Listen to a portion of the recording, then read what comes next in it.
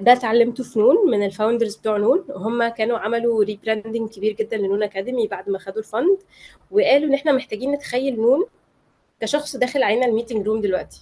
احنا محتاجين يعني نتخيل نون ده او دي شخص داخل علينا الميتنج روم. هنوصفه ازاي؟ شكله ايه؟ لابس ايه؟ بيتكلم ازاي؟ دمه خفيف ولا دمه تقيل؟ بيسمعنا ازاي؟ هل هو compassionate مثلا، بما ان احنا براند تعليميه، فهل هو مثلا متعاطف مع الطلبه ومشاكلهم، ولا هو زي الاستاذ وماشي على الصراط المستقيم والف واحد زائد واحد يساوي اتنين ومفيش كلام وحازم جدا؟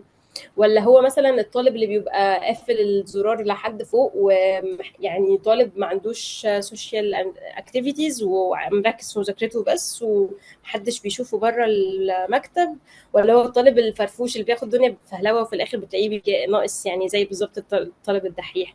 فهي دي البراند بيرسوناليتي، هي دي الطريقه اللي احنا بنبني بيها البراند بيرسوناليتي، ان احنا بنتخيل الشخص وبنبدا نلست كل الصفات اللي التيم بتاعنا. طبعا building the brand personality is not a one person job، خاصة لو انت لسه داخل الشركة جديد، انت مش فاهم اصلا ايه البرودكت، فما اظنش ان دي ينفع تكون التاسك بتاعتك لوحدك بأي شكل من الاشكال.